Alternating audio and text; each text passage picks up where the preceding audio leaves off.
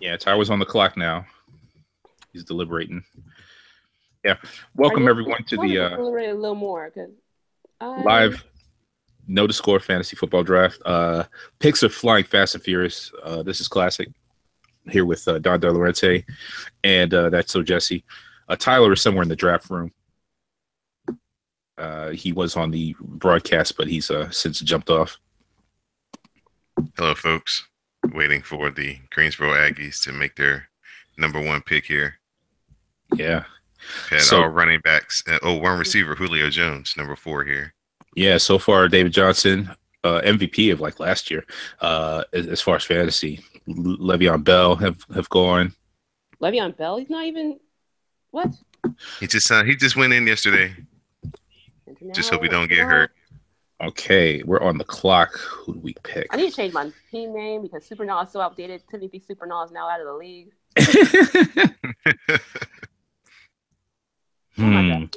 Damn. Take a knee and show your respects for Team Captain American. Yes, that's right.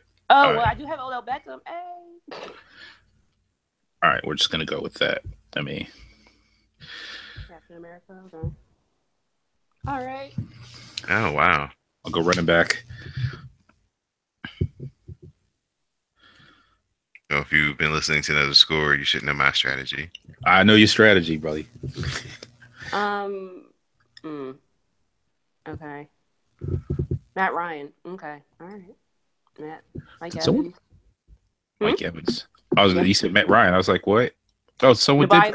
New bias with a crucial auto draft. Aaron Rodgers is out the gate. Yeah, give me my points, baby.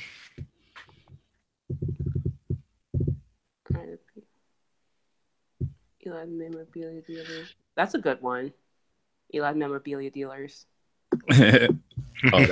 That's Agent 70 from New York, from the Comic Book Chronicles. Everyone's on cheat mode. We're all just out of drafting today? Okay. Just about. I sent out the call. Yesterday was Flake Out Friday. Nobody flaked out. I always get that every year. Well, excuse me for having a life and kids. I'm like, then don't be in the league. Don't be in the league. Just, I got a wife and a life and a job and stuff, and I still show up every week to set my life. I thought you were gonna say a life. I thought you were gonna say a wife, and a life, and a dog. I got a dog too. I know. That's what I thought you were being ready to say. Yeah, I walk my bitches. Only one. Jordan Howard. Where I'm going to get caught up is these rookies. So I don't know how they're going to do.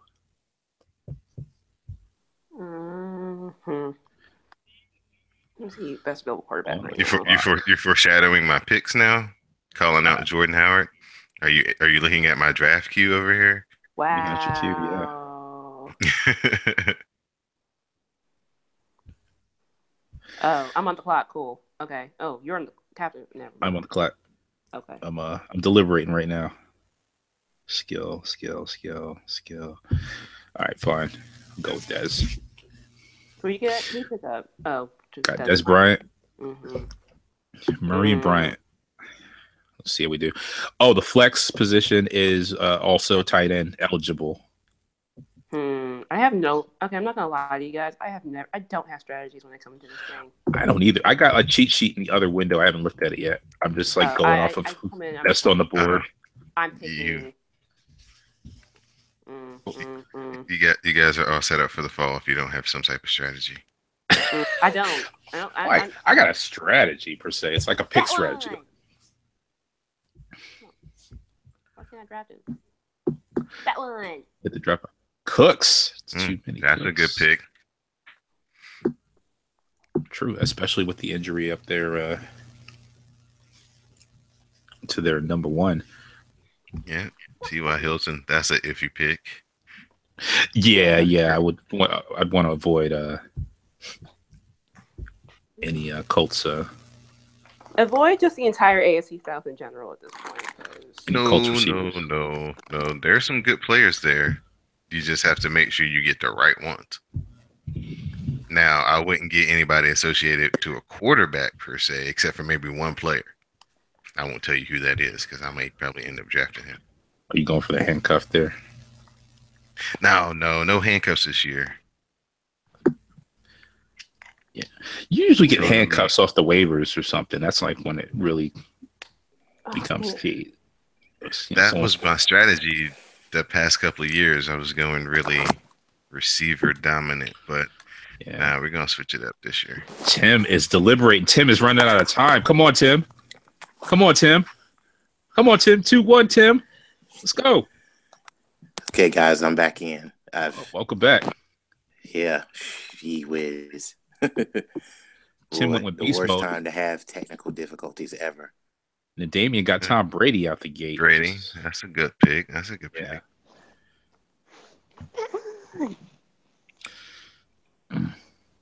Oh, people logged on or what? What? It's the do-rag king himself. Greetings, niggas. Yo, what's up, Greetings. Jeremy's in the building. Hello. I'm gonna just let y'all know off top. I'm just here for jokes. So don't mind me. We got plenty of them. Yeah, Jeremy, I'm doing the lifting over here. So far, we got DeMarco Murray and Dez. Okay. And my only question is as we draft Dez, does he have mouths to feed? Is all I'm asking. I'm sure he does. He always has mouths to feed. Is he gonna play like he has mouths to feed? Is he a real life question? Is he at odds with the ball? Is he gonna play like a Jamaican nigga with 5 families to feed? That's all I'm asking. Well, we're gonna have to get some insurance for that. All right. Okay. That's all. Yeah. Are you and the ball at odds with each other?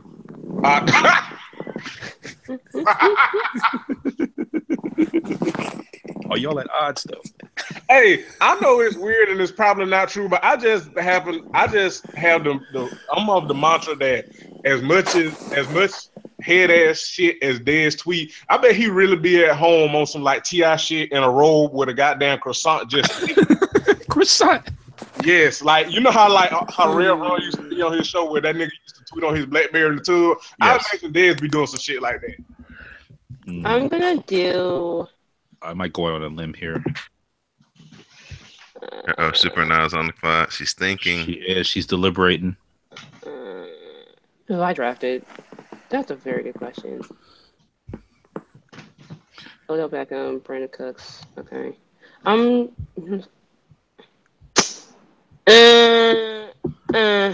can do it, Jesse. You got 30 seconds. That's a lifetime. I know. Huh. No. I'm going to take best available quarterback.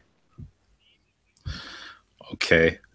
Jeremy, I'm going to need your help here. I'm either going to go wide receiver again or tight end.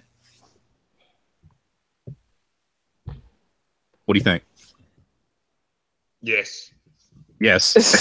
Answer's always yes. All right, tight end it is. We going Gronk. He's injured, isn't he? I haven't seen anything about Gronk being hurt. Oh, he's back.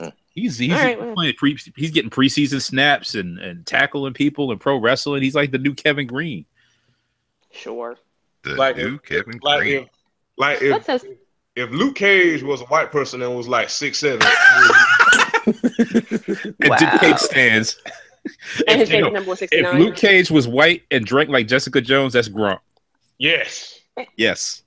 And his favorite number is 69. Can't forget that. Yes, that's true. He got 69. Is that career TDs he's got?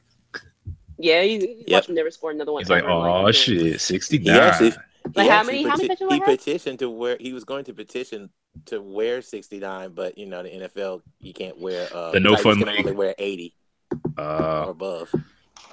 No fun league. Damn it. Oh, somebody picked up Hunt. They was watching that. I was watching that Fabiano video earlier about the sleeper running backs. Hunt's gonna get a lot of carries in Kansas City this year. Yeah, he is. Yeah. Yeah, because they want to preserve Charles. Yeah, and then Spencer Ware's not doing much. He got hurt too, so yeah, he's out for the season. Yeah. But it could be a timeshare if things get tough in Kansas City. But they're high heavy running team. They still got the same quarterback from last year. Right. But they're trying to go more explosive down the field this year. That's their initial motto. They're going to have to. So Jeremy's letting you know I have no draft strategy. So if they laugh at me, I'm like, well. Listen, in the words of Lady Olena, be a drag. Hey, I'm like, who's going to draft the guy? Who's going to draft the guy that to watch a fantasy team? What do you mean? Oh, I haven't heard that joke. That's how out of the loop I've been. Martellus Bennett got on Twitter and ranted about not caring about your fantasy team, and all these fantasy experts and analysts came after him about it, and he was like, "I still don't care." I'm gonna start tweeting. I'm gonna start telling y'all what I do, how I do at board games. You know. You gotta love the Bennett brothers. I swear. They are national treasures. Yeah. Yes, indeed. You know, it's funny. I saw those tweets, right? And I mistook him for Marcellus Wiley. And I was like, yo, but you on TV talking shit about analysts. You know, but ain't you on, what you call it? And I was like, oh, wait. No, that's Martellus Bennett. It's not that dude. Because I know that dude be playing fantasy. Yeah, he's big on it, too. Yeah. He's like one of the first advocates. Damn, I want to draft McCaffrey. But Kelsey. Somebody picked up Kelsey. Well, I guess Don is spreading it around. David picked up oh no, I'm just looking at your draft. Oh no, that's not me. That's Don Victor. Oh yeah, Don Victor new to the league, aka Mr. Crying Jordan. Mm-hmm. Brittany. Well. He's gonna bring the trash talk. Okay, what's Chris doing? Oh, we getting on the kickers now. Yeah, I've already planned. I already have mine planned out. Or what I'm gonna do next. All the QBs, man. Did they pick up all the QBs already? Yep. Mm-hmm. All right. See? Oh, damn. See? Yeah, there you get caught slipping, and look now you're gonna have to get Brian Hoyer out this piece. See? No, sorry, Bob. See? Hurry up. Yeah, speaking of Brock Osweiler, who just got cut from the Cleveland Browns. Mm-hmm. Hurry up in your pick, classic. Hey, I got 30 good seconds. Relax. Better get his paper. I am my pick. Until he takes your pick. I'm doing this for Don. Last time we had this, or somebody drafted RG3. He who is Kirk Cousins Yes, is going to classic team. Okay. Money team. He who is Kirk. He who is best on the board for the QBs, and he pay me my money. He who is scamming the NFL, like Kirk Cousins is scamming the NFL, and I respect the fuck out of it. To be honest, what did Kirk? Well, every time somebody gets paid, all it does is if he continues to do what he's been doing, which is be top 5 in yards and top 10 in touchdown passes, all it does is just drive his price up because he can just put his stats out there. It's like, hey, it's more than winning football games, but when it comes to me individually getting paid, these are my stats last 3-4 years. Hey, Don, automatic points right here. Automatic points. Look, Kirk Cousins with Tucker, Justin Tucker. There you go. Automatic Kirk points. Cousins is raising the church money. Oh man, every time he sees somebody like Stafford or Derek Carr gets paid, that just makes his price go up. Hey, look, thanks to he who was Kirk Cousins, quarterback, even if like, and I know it ain't real life, but like, just say like, if it's man, like your quarterback overall is only like a 70, nigga, you go, thanks to Kirk Cousins, you at least gonna get 20 mil off top, at least. But if,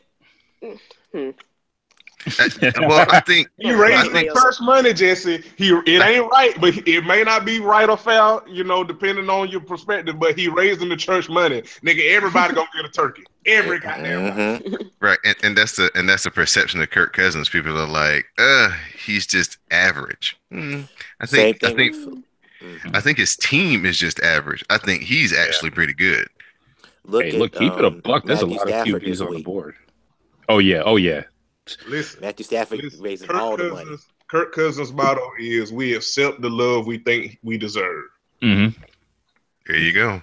He There it is. accepts that he accepts the market of QBs and he is raising the standard. Look, nigga, just imagine. And y'all leave me alone because I'm dead on the inside. But just imagine. Leave him alone. Just imagine when Matt Ryan contract come back. Nigga. No. Aaron Rodgers' Right. contract. Nigga. Well, Aaron Rodgers just contract. signed, so he signed first. He was the first one to be like the most paid, and then it was like Derek Carr, then it was Stafford. So like see, Stafford is pushing it close to that 30 million mark, and I think that's where Kirk Cousins is trying to get it to. That's why he keeps taking that 1 year deal. But he's smart though, because he's making like, if you think about it, he's making like top flight NBA player money in one season because they make like 25 million this season in some of their contracts. Some of the top NBA players. So he's getting this big chunk of money 2 years in a row. So he's like really got like 40, almost 50 million of actual real money in his pocket. Damn, that's real smart. Tim Dog Pound is the epitome of set it and forget it, man. Clock run down every pick. Like his wife must have called him. Matt Stafford gonna be able to buy all the brothels. He gonna be like Littlefinger. All right, what you say, Jeremy? Two QBs in a row, or you wanted to go skills? Oh my god! Oh my god! Let's go skills. Skills. All right. Let's see. In the words of Shannon Sharp. Oh my god! These running backs are awful. Ugh. Speaking of Shannon Sharp is for the culture. He got picked. Speaking of, Shannon Sharp be reading niggas like a goddamn pamphlet. Did you hear what he said about Nicole Murphy though? Yeah, listen. I guess. Listen, the country and me appreciated that because that's some shit me and Sarone would say. To get the O in front of Possum was tell you how real country he is. Yes, I guess. Study long, study wrong. Girl, I guess. Witten, old man Witten, yeah, he still gets where he needs to be. And trust me, Dak will be throwing the ball to him because there are no other tight ends in Dallas. All right, we go hometown. Is dead. It's a homer pick. Picking Powell. Jets. Oh yeah, he's like all their offense. He's gonna be all their offense. He's everything. He's gonna catch everything. Yep. We're not even PPR, but I'm still taking him. Get me a Swiss Army knife. Ty Montgomery might have more receiving touchdowns and receiving yards and rushing touchdowns, but he's a running back. That's it. Sneaky points. Sneaky. Now, when you look at I'm never thrilled by the tight end. It's Slim Pickens. You learned your lesson. I'm never thrilled. Tight end is is getting slim. Nah, see, you guys don't understand, you gotta know where to look, man. Yeah, exactly. There's plenty of good tight ends out there. You can go off the waiver wire with tight ends. It's not true that. Yeah. Yeah, you can, but the thing is, I don't see a bad draft pick in any of these guys right here. Well, these aren't. Well, they're not. It's not bad, but you want to be on a tight end that has an offense that likes to run the football because they want to throw short passes and not necessarily throw the ball downfield. So think about those. You got a few guys that are in those like West Coast style offenses, especially these top three here. Yeah. Tyreek Hill. Eifert's gonna be there because he's had injury issues, but he's not bad. He's not bad at this time. And of course, Ebron is hit or miss. Tyreek Hill is still a rushing threat too. If they do a lot of end arounds and stuff like that, and option plays. Tyreek is probably the potential guy that can get you a 200-yard game because he gets a couple of end arounds and has 100 yards receiving and maybe breaks a play if you get credit on the of course his returns don't count against I was gonna say special teams. That's good on paper. Yeah. That don't help you unless you have defense. You get their defense if you think that much of the special teams threat. You just get the defense. True. See, you gotta see. That's what I'm saying. You gotta have a long term thinking about. Because you guys just think about points. How do the points come? Oh, guess what? Justin Tucker don't miss field goals. Dan Bailey don't miss field goals, and they kick 50-yard field goals like it ain't nothing. That's Yeah, a that's how you win whole those lot of points. matchups. And Those you get key extra matchups down and the extra stretch. points from distance. So That's a whole. Dang. And they don't miss like extra points. So that's a whole lot of points you accumulate. Or defense that like gets a lot of sacks and causes a lot of turnovers. You know what I'm saying? Their team might be trash, but their defense is really good. It's good foreshadowing. Was this round 6? Yep. Mm-hmm. All right, Jeremy, I'm still going non-traditional with my picks now. So you like this next one? You might. I don't know. It's fine. Yeah. No, I don't understand. How does like the Atlanta Superdome have a Chick-fil-A? They don't open on Sundays. I think you just renamed your team. Yeah. Chick-fil-A doesn't open on Sundays. Chick-fil-A on Sunday. Sunday Chick-fil-A. That's your new team name. Yeah. Okay. Done. And they don't run like hardly any college games in there either. Like this, like tonight is gonna be like the only college game they play. Maybe the SEC championship game will get in there, and so that'll be a Let me college start game. working there, man. They need a Chick-fil-A kiosk where they just leave the stuff in there, and the honor system. You just go in there, grab your sandwich and drink. All right, we're doing it. James White. AKA We're doing it. This is a gamble. This is a gamble, y'all. But we got to do it. Jeremy, we going defense. Ooh, that's I early. love when you do that. But That is nice. early. That 3. We're locking them up. I see. Yeah, lock it up. Okay. A lot of skill players out there. We're not going to lose out. Okay. Locking up the matchups are going to be crucial. They're going to get a lot of turnovers. You can take my draft. I don't believe in running backs, so this is going to be a rough running back market I'm going to be swimming in. By week. You just try to take your 2 running backs and try to pair them together and think of it as one. You know what I'm saying? So like, so if they get like 6 touchdowns apiece, you just think, okay, I had a running back that had a pretty good year. He scored 12 touchdowns. Because you're right. Unless you get one of those really good running backs, you'll have a really good running back, but you'll probably have a really mediocre quarterback. And I think the quarterback is just worth more every game.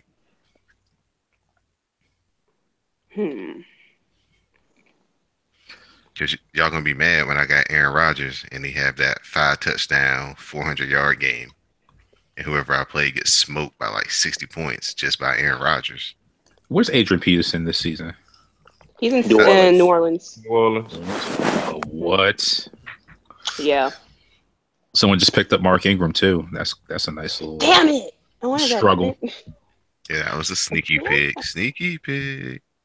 That was my pick, but that's fine. I had him on my board too, but I was like, yeah, Mm-hmm. if he's gonna be battling all day for them carries. I know what I can do now. Okay.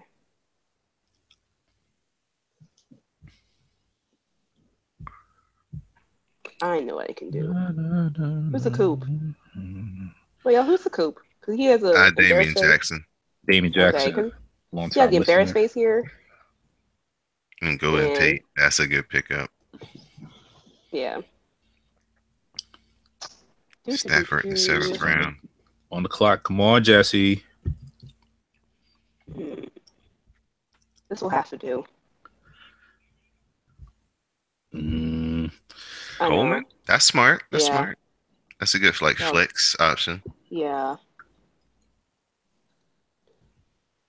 He does good in like the passing game, and Freeman can't run all the time. Can't run all the time. What are these running backs? Are slim picking for these running backs, man. Wait, what?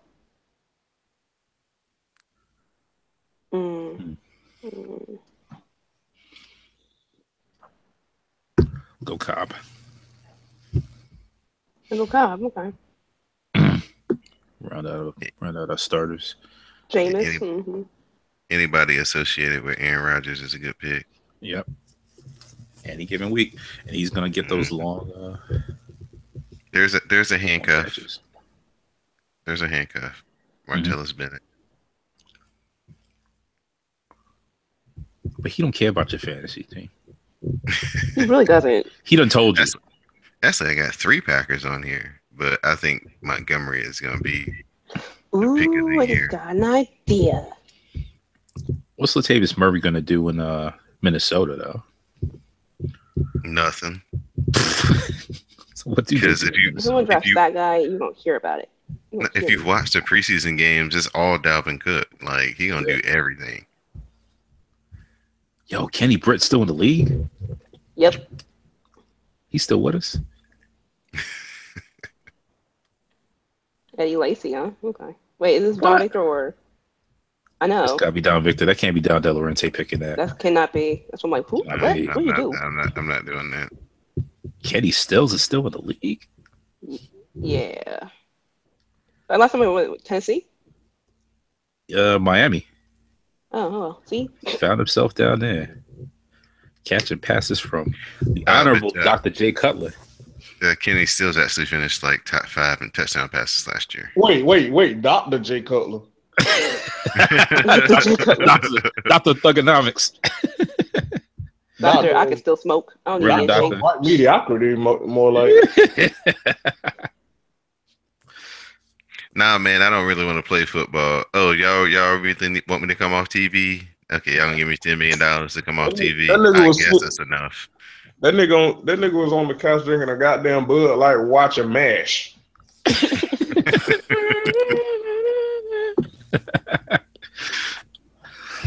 What the fuck? He didn't look like he was in football. Shit, that motherfucker was built like a softball egg. Like, what you doing? Oh my God.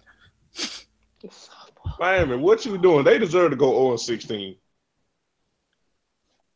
Nah, their defense is pretty good, so they gonna win a couple of games based off that. But yeah, they gonna have a struggle. Damn it, jokes over facts right now. Jokes over facts. Don't let these facts get in the way of these jokes. So officially, I just wait for how many rounds? Sue to stomp on him, like to actually It's stomp like 10 on Jay rounds? Cutler, his own quarterback this year, because he might be so bad. So we got like 10 rounds good. Yeah. 10 good rounds. Okay, 10 rounds. All right. Oh man, Eli's memorabilia, you sneaky bastard. Who? I need to get these names together. That's Agent 70 from the Comic Book Chronicles. Right. I asked this earlier. Sorry. It's for the benefit of the folks listening at home. I don't remember anything. Having to make me reshuffle my whole thought process. Damn. Oh, okay. Sneaky This running work back. out. This could work Somebody out. got the This could work kicker. out. Nabias got Gostowski. I wonder if that's auto pick or he really did that. That's auto pick. Yeah. Definitely auto pick. All right. Well, you can call this auto pick because I just need to get another QB. So. Big Ben, that's good. That's a good pick in round 8. Well, yeah, because we need insurance for he who is Kirk Cousins. He was top 5 in touchdowns last year. Of course. I Of tried. course he is. We can make a decision each week who's going to wreck it for you. Yeah, he had over 30, so that's a good pick. Who's going to wreck your life this week? Don, what 4 words did he who is Kirk Cousins say before he went behind snap every time, every week? That's for Aaron Rodgers? I have no idea. Tell me, please. Pay me my money. In cash. How you like Yeah, me you know now? when Garrett Blount was in Philadelphia. Mm-hmm. Yep, found himself up there bouncing people over cheesesteaks. Damn, Patriots defense? That's a stretch. That's That's a stretch. I would have done that personally. We're not going to talk about the Patriots or their defense at this time, at this hour. Not with Yeah, auto draft wasn't really kind to them if that's what happened to them. We will not be bringing that up. There's someone already. Oh yeah, the auto drafts are coming through with the defenses. That's why. They picked they got auto drafted a Giants running back. Oh, that's thumbs down. Yeah, that's. Ugh. Damn, Danny Woodhead is on the Ravens now? Yeah. Yeah. Yeah. How is he gonna do anything? Or But is isn't that... he hurt? No. He No, will he's be not hurt hurt by week yet. 4.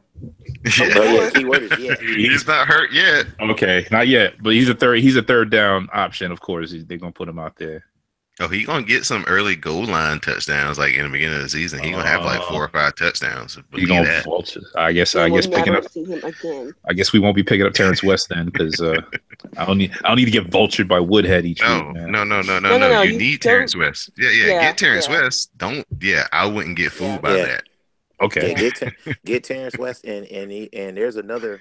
I ain't even up yet. Jesse gonna take him from us. Probably. Since we talking him up, Giving away the game. So I take Terrence West. See how you do. Yep. Mm-hmm. I'm gonna too bad. You know what? Gates. Yeah, 1 year I was talking about the Kansas City defense, and then you chose solely pick when I was talking about him. Oh. Pay, but shit. How many games? games you expecting out of Antonio Gates, Tyler? 6. Wow. Maybe. He's still with us? Maybe. But Yeah, he needs one touchdown. He's going to get a lot. He needs one touchdown to set the record for most touchdowns by a tight end. So you at least going to get, the first game he's going to have probably about 3 touchdowns. Mm-hmm.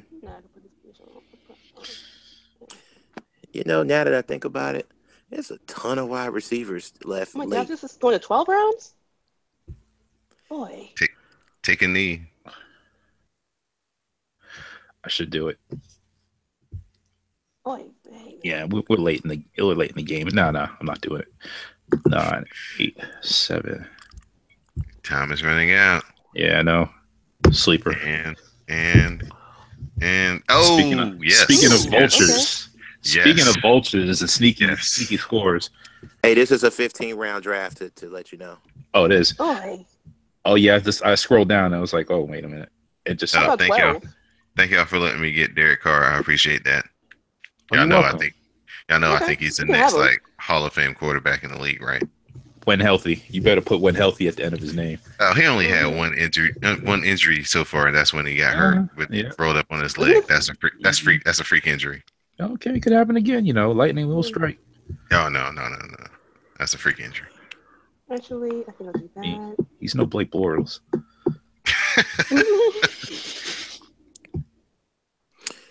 Yeah, this draft just got a little bit deeper since we go at 15. So let me. Oh yeah. Rethink my strategy. You guys got number 1 receiver still out here on the low. Oh goodness. Injury. I'm about to start making some PMs right now.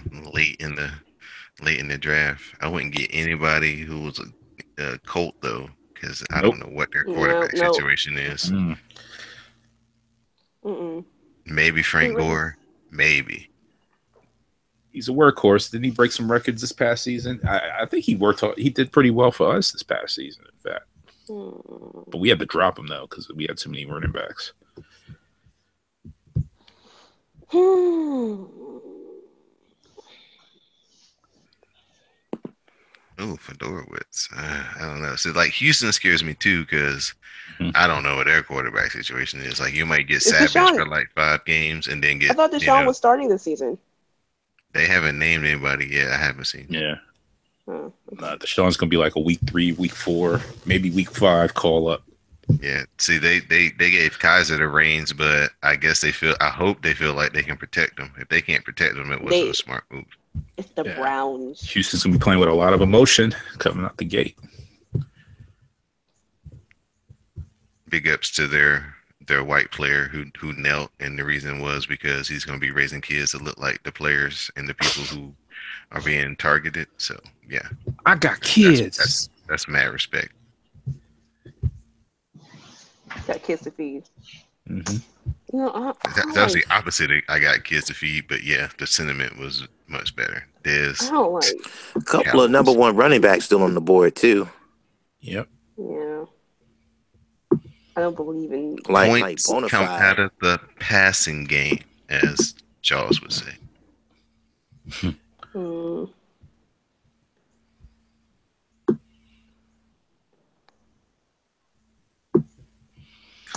I have a funny work story from yesterday. of people being wildly inappropriate. So this is related to fantasy football, but so someone brought in a like really gaudy trophy, like Nice. with a fake NFL logo, and then in big with like this award goes to balls deep.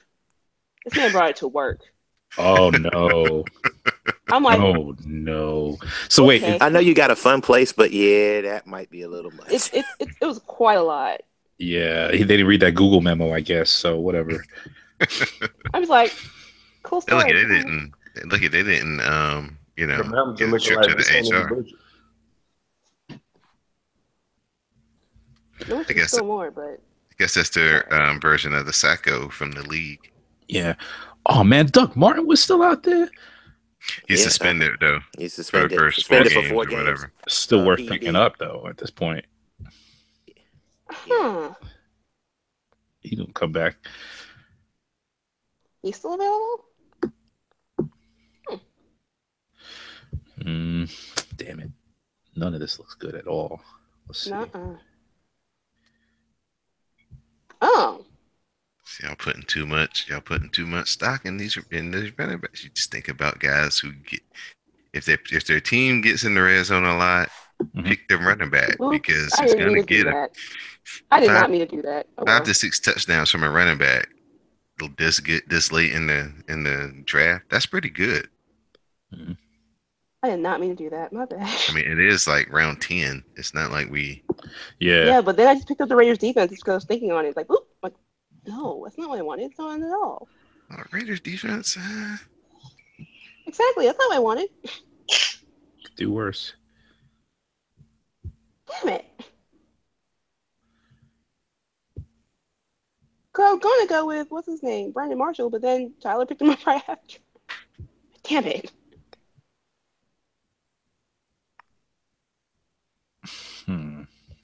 Don better get back online. Lose Don De Laurentiis. Yeah, because he dropped off the call. Yeah. Okay, let's see. Where are we? Actually, I'm not gonna do that. No. Take it off. Take it off. No. Okay. Better.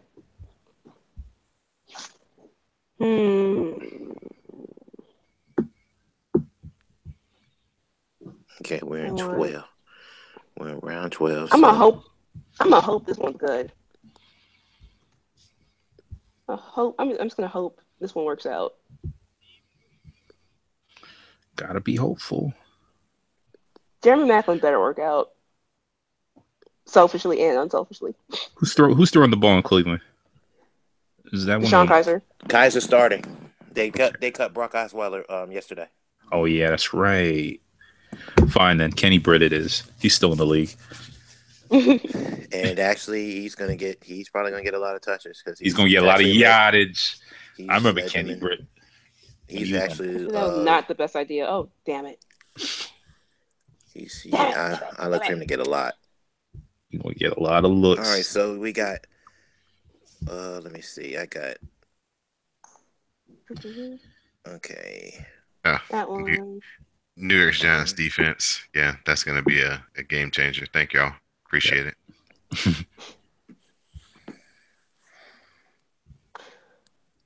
Let's do some hunting. Yeah. Landon Collins.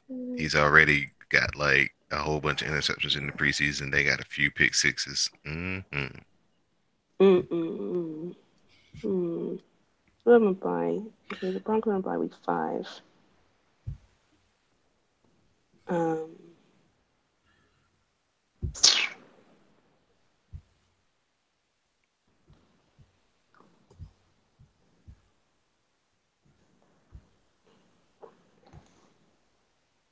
It's got real quiet. Everyone's getting all strategic and whatever. Yeah, everybody's in here looking at the late round draft picks for round 11. Yeah. Gotta start. Who was I not paying attention to before? Gotta start honing in on some guys. Yeah, there's a couple that you can flip a coin at. Who's gonna be? I'm really Who's not gonna sure be about the this. guy? Who's the B-Max? B-Max slaps. They love cutting it close. Well, that's Don Victor. All right. House. We just need to like have a read down of who's who. That's in the you got to go into the log into the fantasy. notes. You see, yeah. All right. Ain't no show notes. Fine. I'm not doing no work. This is What you It's a taking? holiday, you know? Taking the Jalen Rose approach? we ain't doing no work up in here. I ain't breaking no sweats on this thing. Fair, Yeah, we fair. just showing up. Turn the Ain't mic no on. editing. That's it. Actually, That I sounds like- really can't wait to get rid of this one. This one's going to the wire. Wow, it's like Off 4 pitch. cults. I got the thing sorted by how do I have this sorted? I think by fantasy points, and I get down to the 70s, and I got 4 Colts in a row, receivers and Ooh. running backs. Just Yeah. ain't nobody picking the Colts up. Can't trust it, Yeah, we- man. You just can't trust it. Week 5 will look hella struggling, man. Yeah. I mean, Well, I watch those games though. If somebody starts to break out, Yeah, Okay, that's, not that's bad. the way you do it. That's not a bad pick. Adam Thielen going in round 12 is not bad. Yeah. all right, let me go pick up the only Colt that's worth a damn. We got our kicker. Vinatieri. Of course. Yes, that is tried and true right there. That's points. I love having Sterling Shepard this late because he's gonna get a lot of open passes from trying to stop Heck, into Brandon New Marshall Orleans? and Sterling. God, there's no one left. This is awful. Beckham and Marshall are gonna open it up for Sterling Shepard. That's true. How many? Ooh, this team is a beast. Hope I'll never. For season?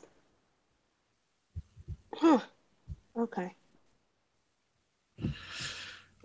Got a solid squad here, there, Jeremy. Hmm?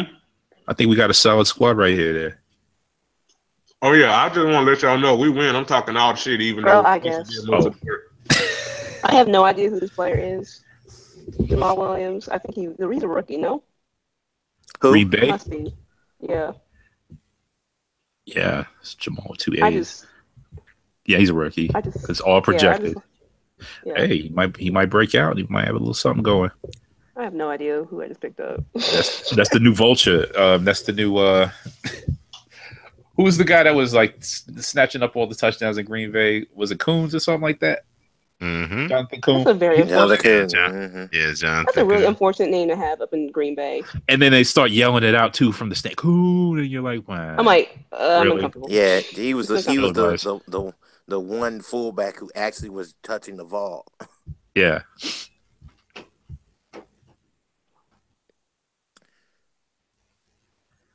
Gonna have to play the matchups when it comes to my receiving core. That's it. Yeah, Got that's some pretty really much got a it. bunch of receivers. It's all Bunch of about the good matchups. receivers. Oh, Janikowski, that's a good pick. Janikowski's always a big good pick, yeah. See if Legatron's out there. Megatron is Legatron, Legatron. Legatron. Well, who's Legatron? the kicker for the Rams. Okay. I thought you said Megatron. I was going to say he's still with us. No. Cincinnati This one will running do. backs too. It's too much of a timeshare. This will do. Yeah, you would have to draft them all. Yeah. Draft them all and play them all, and just hope for the best. All right. 14. Yeah. Oh, you got Parker. 15. That's a good pick. Miami's offense is good though. If Cutler does like actually Something. get into some sort of Wouldn't shape, worth a damn. right. He got some really good players to throw to. I mean, do you trust Jay Cutler to be worth a damn though? No, No, I I don't. Even But with a change of But scenery. Well, what was his first but- year like in Chicago though? Like when he came over from Denver. It'd be different if Awful. he was like preparing to play though. See, he hadn't been preparing to play. He just been like, chilling. yeah. Even chilling. when Jay Cutler is prepared to play, he still ain't prepared to play because he's Jay Cutler. On And then paper. he's gonna give you that look like, I wasn't even prepared to play. I don't even know why y'all call me when he be throwing them interceptions. Right. Like Jay Cutler is every nigga that steals something from you and then be mad when you upset that he stole it. Like, He is the ultimate who me I can't player. believe you left this around me, nigga. I didn't expect you to steal it. Like, what you doing? You know, That's Jay Cutler. that's Jay Cutler. I mean, he's you got to put him under the ultimate hustle because this dude this dude really walked in and said, "Oh yeah, I'm here. I can get out of the house and get $10 million." You talk about right.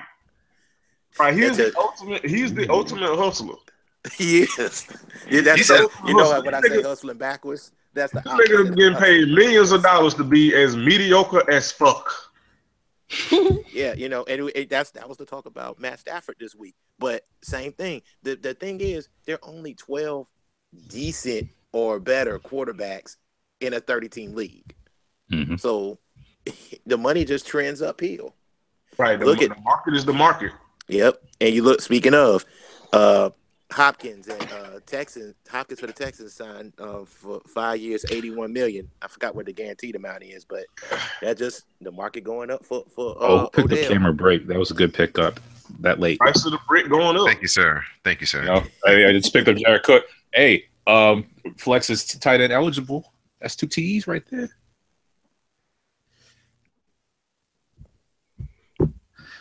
Oh, he's still on the board too.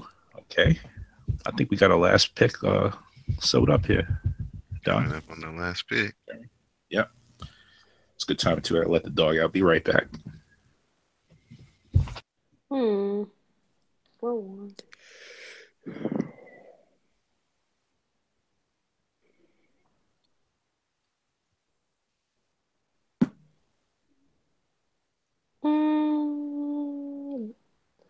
Which defense is going to be worth a damn this year? The one here. Oh shit. Oh shit. I'm on the clock. Penny pick. Go back. You're okay with that. I mean, they do play in this. They do play in the South, and they do get a decent schedule. So that's not bad. Defensively, it's not bad. Yeah. Okay. I'm going with Blair Walsh, which Rashad Perryman is funny. Blair Walsh. Yeah. Well, that's just Jamal Charles was still on the board in the league. Two knee injuries in the last 2 years. Yeah, he's gonna be there. Yep. Have at thee. Let's see. Oh yeah, I do have to. Well, everybody will. I gotta pick a defense. So yeah, I'm in the same question Jess is in. What defense to take? Who's still on the board? There's some good defenses though. Some defenses I like on the board. Yes. Bears. I like playmaking defenses though. I like defenses that have guys exactly who can get their hands to the ball. Hey, the Bucks just cut that dude with the mullet from Hard Knocks. Oh, word. Oh, yeah. Yeah, that's what I saw on Oh, that sucks. I think Jamaican Hitman tweeted that out. he was pretty good. I liked him. Yeah. Say, John, question need. Got a question. Got a defensive question for you for y'all. Do y'all troll the waiver wire each week to pick up defenses? Because it's always worked for me. Oh yeah. Depends on who I have as my first defense. Yeah. If I have a middle of the road defense and I figure that out within like the first month, then yeah, I'll start going that way. I'll just drop them and then we'll just start picking up whoever we got the best matchup out there. Mm-hmm. But if I got a boss defense like I got, this year, I think I'm gonna have a boss defense. I'm just gonna ride them out, and then when their bye week comes, there'll be somebody underachieving that I can drop, and then I'll pick up a defense for like one game. Right. And then you can just pick them back up, or you know what? I've been known to. I'm taking the Jags actually for this one. Um, I think there is a chance where you can drop or even leave a roster spot open where you've got an underperforming back, and you can pick up both and just see which one you could use to Mm-hmm. give you two options. Because quite honestly, a defense can probably give you more points than that underperforming back anyway. Oh, for sure. Especially if you get somebody that's got good special teams. Right. See Killer a lot of bees. Killer bees. But the thing about Beasley in Dallas is just he's probably worth a 15 round because they're not sure if Switzer is going to take his take his catches, but Yeah. he's a good spot at Mhm. this Lake Shunter. He worked out for me very well last year. Yeah. You I get think to. I think Switch is gonna be just special teams. I think gonna spoon feed them, like give them Um special teams, and then like yeah, maybe Switch is going to catch. He's definitely returning kicks because yeah, they don't want Cole Beasley doing double duty. right. Nope. And then I think then maybe after maybe 4, 5, 6 games, 7 games, then they'll start maybe putting him in the offense a little bit. But I don't think he's gonna get immediate offensive looks straight out the gate for Switzer. Yeah. No, and keep in mind we got Dez, so if something were to happen, yeah, at least the ball would get spread around a little bit more, and Bees has got he's a veteran, so he can he'll pick up the slack on certain weeks. Right. Yes, I'm very satisfied with this team. This is good. This is a good blueprint right here. I like my team too. I think I can. I've got a lot of home run hitters, so in that case, if they can pile up yards on few plays, but it helps if they hit the end zone. But you There you got go. but a ton of big plays on this roster. It's probably my riskiest roster Yeah, that I've ever played with. I like having Marvin Jones as the best receiver Stafford's got. So I know he's going to get a lot of looks in the red zone. Definitely. Sterling Shepard. Yeah. Yeah, I James definitely White. got. I've got T. I won't start T.Y. Hilton, but with T.Y., Larry Fitzgerald, uh, I do have Kelvin Benjamin, Stephon Diggs, Brandon Marshall, and then I got two home run hitters in Wallace and Gann. That's a So lot of receivers. Ooh, that's Lord. it's a lot of receivers, a lot of style receivers instead of just guys that are going to get 8 or 9 catches a game. I may guys have 3 or 4, but one of them may be a 70-yarder. Right. TJ Ward was just released. Okay, Running backs. that's fine. Yeah, Cook. I'm going with the rookie in Cook because of Minnesota's style of play. I think he's going to be great for them. But my other back, I got the handcuff because I also got Latavius Murray as well. So whatever they decide to do goal line, I'm straight. And then I got Jonathan Stewart. So that's probably another goal line guy. So definitely your idea of touchdowns, Don, is I think that's going to be a good strategy. Yeah. But Yeah. I think there are going to be some weeks where I may have 1 or 2 receivers that may have an off game. So that means I'm hoping Matt Ryan just throws all over the field. Yep. If you can get like I said, if you can get a quarterback that's guaranteed to get you 20 or more points, and then you should be pretty good with everything else. Especially if you got a number one receiver per se for the team that he plays for. Like Marvin Jones may not come up in your thoughts as, oh, he's one of the top 10 receivers, but he's the best receiver Matt Stafford got. So that's Stafford going to throw it all over the field. right, and he's gonna throw it a lot. So that's a good pickup. And you look at you get your number one. Like I have a guy who doesn't throw it as much, but I got his number one who is Stephon Diggs. So Stephon Diggs is probably not going to be as much he's not going to get as many touches as a Jones would, and plus Jones is a big play threat. So yeah, so there's a difference. And Diggs is rated higher than Jones. See, I like that I have 2 Swiss Army knives. I've got Montgomery from Green Bay, and I got James White from New England. So, they're going to combined probably do 10 points with receiving and rushing, not to mention score a touchdown. And Riddick as well. Riddick catches a lot of footballs too. Calvin Benjamin is going to be one of those make or to break it guys for a lot of people because you don't really know. He's coming back off injury, and of course now he's an even bigger target. So the question is Cam going to find him? Because Cam can be a little inconsistent when it comes to throwing his deep ball. Did anybody pick up any Denver receivers? I think they're another question mark. Somebody picked up Demaryius Thomas before I could. So I know one is there. Yeah. I like Simeon. Sanders used to be if Simeon's behind center, then it actually Thomas is going to get those yards and Sanders is going to pick up those big plays and those touchdowns. That's how it was broke down last season. But if say Simeon does lose his job, and it's next man up, it's not as likely. It's going to be more of a kind of who the QB is going to feel more secure with.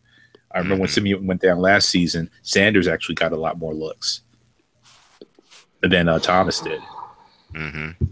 So, but those are your two big name, pass catchers out of there. Man, I can't believe Julio Jones went fourth. Wow. That's really high. Julio definitely going to be, he's going to be high just because. But they only scored, but they only scored 6 touchdowns though. That's going to be the thing. I'm not sure if, and I think because Atlanta's got so many running backs, if Julio doesn't get in the end zone, he's not going to get the ball because they got 2 options.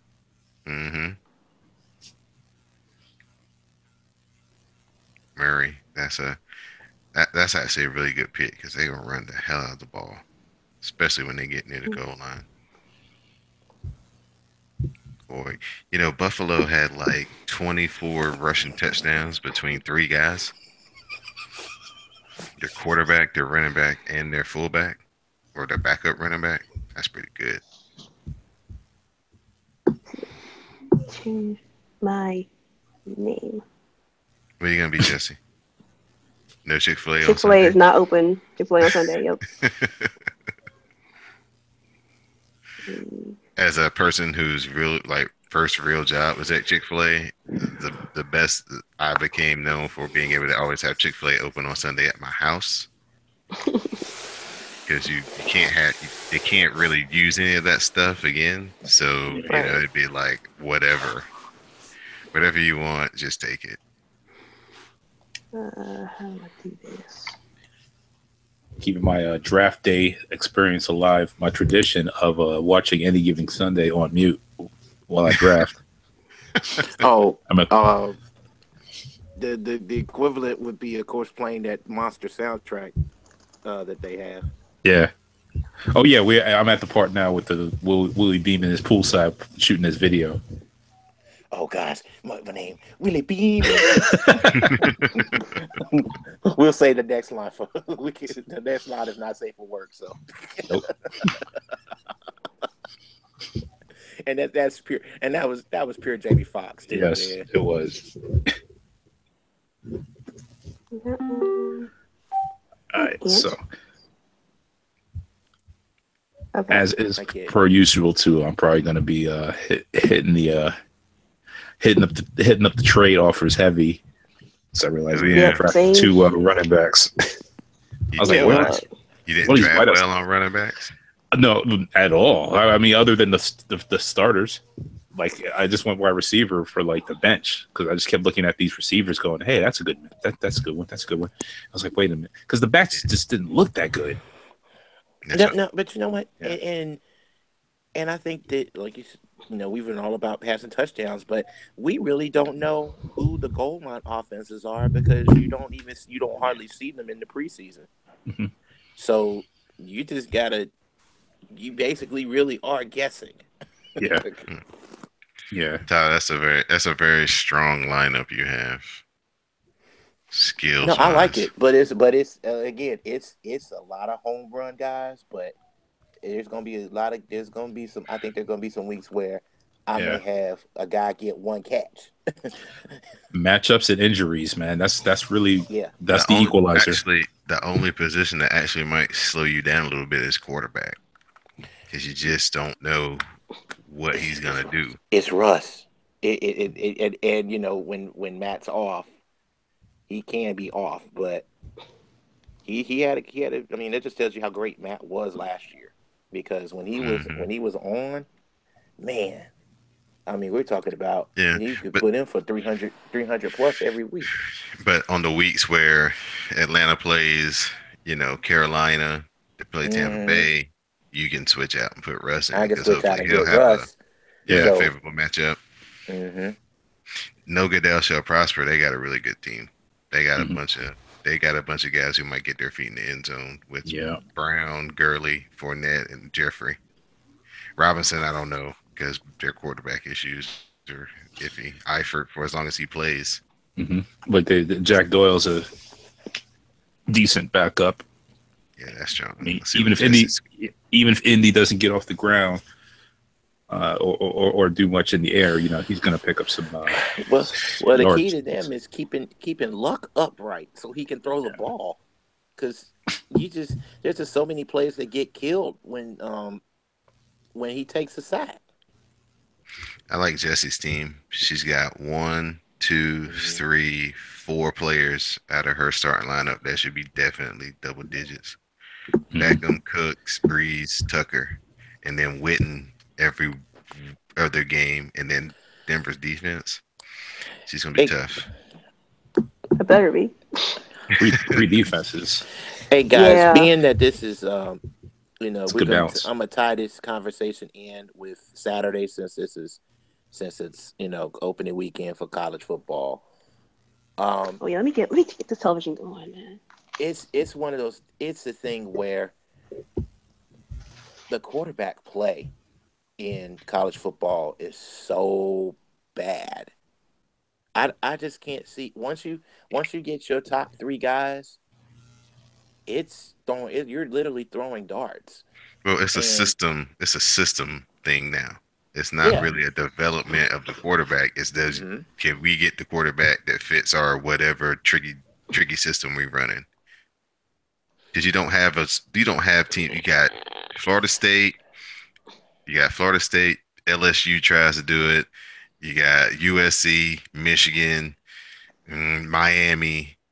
You might have like 7 teams that kind of run your quote unquote pro style offense in college football right now. Out of all the hundreds of teams that are in college. So, you don't really have any production of quarterbacks for NFL style football, but coming from just a few spots. And on top of that, here's the thing, and I'm gonna bring Kaepernick in this conversation too. Why is it that the NFL is so insistent on style of play as far as the quarterback position? It's like we're going to make you play this certain style instead of you coming in and doing what you do best. Hey, it's man, like you have to reinvent the. It's like you have to reinvent the wheel, and then you blame the guy because he can't adjust.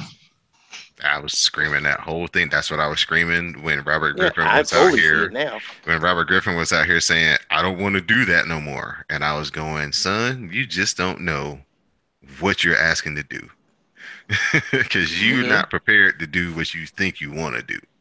Like they are helping you so much." I imagine Don saying that to RG3 like your uncle that tell you don't know shit about shit, boy. Yeah, exactly. You better just cash them checks. You still want to play basketball? What are you talking about, boy? Yeah, man. He just didn't know how. I bet you in like 3 more years, when he doesn't play football for a couple of years, he'll really reflect back and go, "Man, I should not have been so resistant to what they were doing, because they were keeping me in the league by playing the style of offense they created around him." But I should have listened to Uncle Don. Yeah, man. He could. I don't know if he really could have been great. He would, because he never really seemed to develop the true pocket skills that you really need to kind of get. Like, Cam's getting where now he can just stand in the pocket and beat you if they protect him. He don't have to necessarily run. But I don't know if RG3 would have gotten that as fast as Cam did because he had no way to navigate the pocket. He didn't feel pressure or none of that stuff. So Yeah. But I he think still had eventually he would have had to because the wear and tear would have got to him, which it did. Yeah. I mean, you leave that pocket, you're pretty much putting yourself at more risk than just taking a hit. Well, he was more. I feel as a quarterback, you're more in danger in the pocket. You know what I'm saying? So if Tom Brady could really run, he would run. But because he can't, he just knows he just needs to throw the ball real fast. Yeah, because he run like somebody doing their taxes. Yeah. But if you leave it wide enough open for him, if he ain't got nothing to do, he will run. You know what I'm saying? He'll take his little 7 yards and slide. But you notice that's the thing though. That's that wear and tear. When you start getting out the pocket, you pretty much are putting more pressure on your legs, scrambling for more yardage than just taking those 7 and sliding and playing smartly. Tom Brady's not going to try to do a breakout 40-yard, run or touchdown run. He's basically just going to slide out the way, save a couple yards or save a couple yards and make the throw. Or if you're coming clean, he's just going to do the Peyton Manning and just get down, because you're wide open. Down. So you're open to all those hits. You're not protected anymore once you leave that pocket. Right. Yeah. So I mean, that's kind of like the that was the Vic conundrum too. It's like, okay, well, he can do this from behind the scrimmage, and pretty much just run the table. But you get hurt, man. You get hurt. Yeah. You don't just take a hit. Now you're taking real hits. See, the worst thing that ever happened to Michael Vick was Dan Reeves getting fired because Dan Reeves could live with him being a subpar passer because he knew how dangerous running was because Dan Reeves played defense in his career. He was a defensive coach. So he understood that, Michael Vick running for 1,000 yards is probably more important than him throwing for 2,000 or 3,000 yards. But once they changed coaches and they wanted Michael Vick to try to do this quarterback stuff, and it was like he lost his superpower because he tried to prove everybody he could throw from the pocket. And then he realized that, and of course, you had Atlanta at the time was stacked full of a bunch of deep threats. And of course, once Michael Vick threw the ball past 40 yards, the accuracy went nil. So he couldn't hit those big plays anymore. Yeah. See, so Michael Vick folks are just sitting on him. He was like Donovan McNabb was. His average pass needed to be like 15 yards. Like anything inside 10 yards, he wasn't that accurate. But anything between like 10 to 25, he could put it on guys. Maybe even too hot. He just had problems with.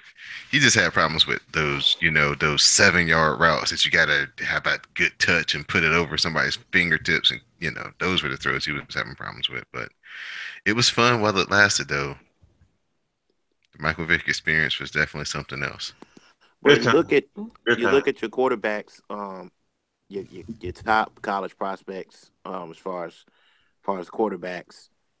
If you're looking at college football today, you got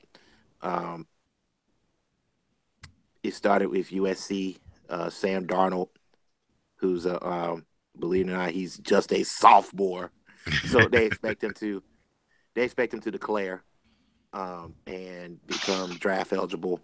So Sam Darnold, Mason Rudolph at Oklahoma State. You look at Josh Rosen, who has actually made a bigger name for himself than just playing quarterback at SC. He's, obviously very outspoken. Dude wore a F. Donald Trump hat on Trump's own golf course out there. And he's he's actually a relative of the Wharton family in the business school at Harvard. So he he can be very outspoken again, and he's actually spoken out against the NCAA and what they do. So a lot of folks are paying attention because of that. But he's also 6'4", 220 with a cannon arm. So he's definitely one to look at. And then you also look at Luke Falk out of Washington State, who's set around the same build. All these guys are 6'4" in the high 200-pound area.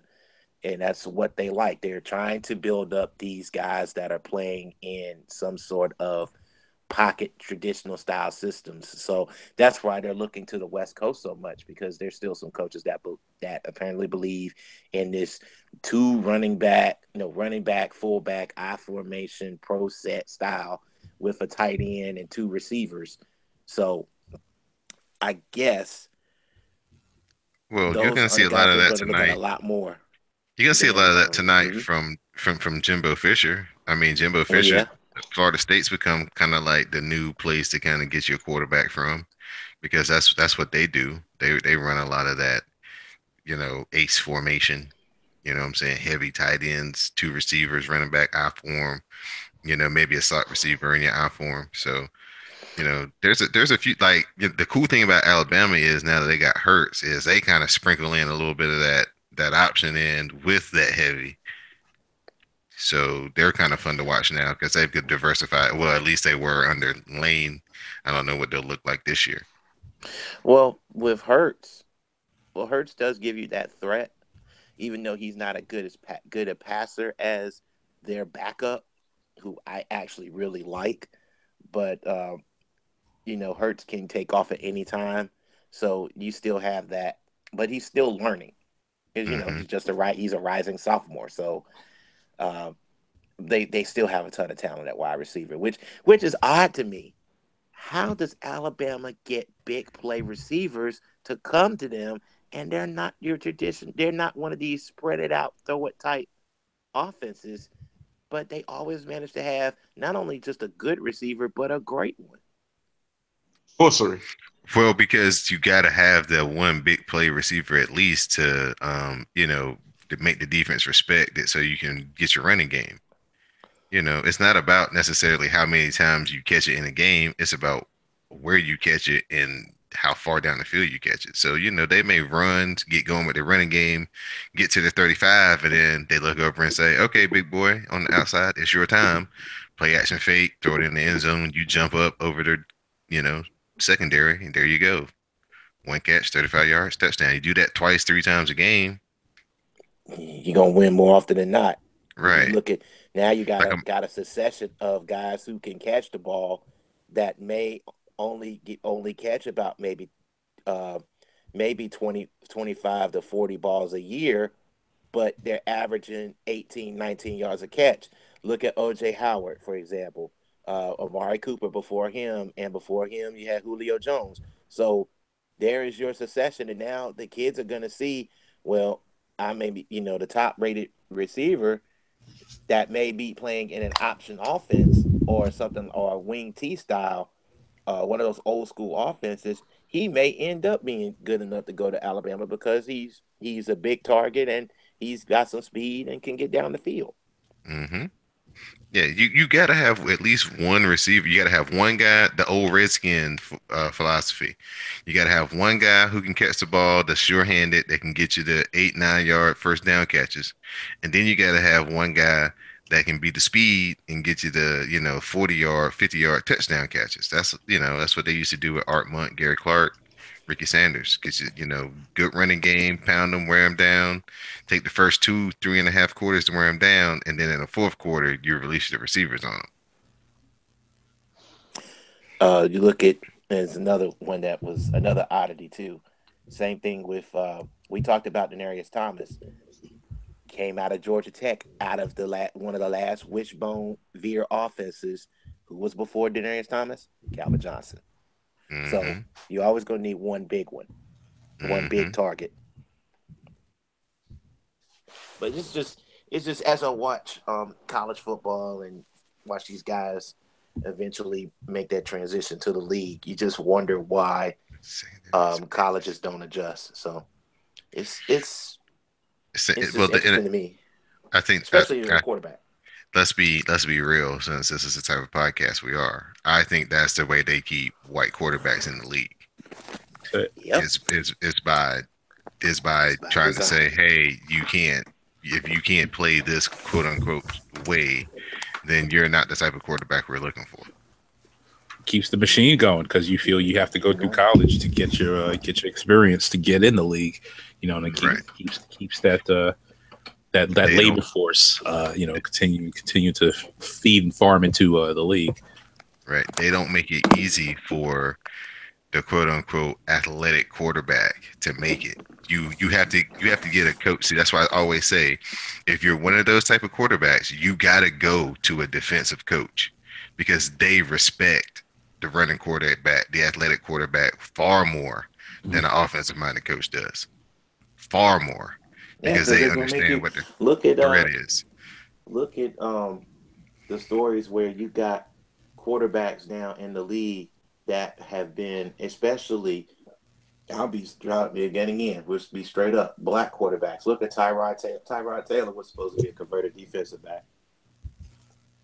Tyrod Taylor, who, even though he's kind of in that mediocre stretch of athletes, he's in the league as a quarterback, and at his college, he was going to be another converted defensive back. Mm-hmm. Well, if you look throughout the history of time, any black quarterback that's had a defensive-minded coach has been good in the time that the defensive coach was the coach. Then when they changed over and the defensive coach gets fired and they always go to the offensive coach, that's when you start to see them lose their jobs or get benched or whatever. But as long as like the defensive coach was there, everything was fine because they just understand there's so much value in this dude being able to play a style that you can't necessarily draw up, you know? So when Mike, I mean, only exception would be well, is Andy Reid's Andy Reid's Andy Reid, Yeah. right, Is, right. Yeah. Right. He's the only one. And that's the reason why they got Mahomes, because he understands, he plays a college style type of offense. So I can get one of these guys and I can put him in and actually he can play for me because we're not afraid to stand back in the shotgun and let him throw 5, 6, 7 plays in a row out of the shotgun, then put him underneath the center, let him run a running play for 2 or 3 plays and then put him back in the shotgun. Okay. Related topic. Here's the quote that incenses me when they talk about quarterbacks from the spread. He has trouble holding the snap under center. What? What? And they actually use that as a detraction for teams not taking a quarterback. It's like the lowest of totem poles for a requirement as for a fucking quarterback. Right, Yeah. right. It'd be different if they said gets mentioned is just, come on, man. It'd be different if they said he has trouble reading the defense from under center. Now I could believe that. No, he has trouble accepting the center snap exchange. Please. Yeah. Hey, Tony Romo couldn't hold for a field goal, and he made a career out of himself. So that's like you going on a job interview with someone and they saying they didn't hire you because you had the wrong chewing gum. Like, what are you doing? Yeah, I don't. But any excuse that they can do to fault the player in that regard, they'll use it. Yeah, somehow the player gets faulted and not the system that he runs in college. Right. See, that was what my biggest thing with RG3 even coming to the Redskins was like, I don't know if this dude can do anything in the NFL wise. Like, my thing was the same thing. Like, he's never really taken a snap from underneath the center before. He don't know how to read the defense or take the drops or anything. So when they actually like came out and had this offense that was like strictly created around him, I was like, well, damn, Shanahan showed more flexibility than I ever thought he had. I mean, Shanahan is considered to be the architect of the zone offense, the zone read running game. Right. He's considered to be that guy. So for them to actually come out with this offense that was tailored around what the kid could do right off the break, I was so hopeful and it was so fun. That game against New Orleans, that was so fun. But if you really if anybody ever wants to really watch how dangerous the zone read can be, watch the second quarter of the 2012 Thanksgiving game between the Redskins and the Cowboys. Mm-hmm. Still to this day, that's the greatest illustration of just how good Robert Griffin could have been and how dangerous the zone read is in the NFL. Even right now, teams still run it and they get a lot of good yards off of it, but they don't run it like they did in that particular quarter. Dallas was the better team and could not stop Alfred Morris. Mm-hmm. Could not. Yeah, that quarter is if I would have been Mike Shanahan and RG3 would have been resistant, I just would have had that on loop everywhere he went. Like, look at how good you are in this. Look at how these guys are running wide open. There's nobody to read because the dude is running wide open. You just throw it to him. That's how just explosive that second quarter was. So Damn sure I knew that dog.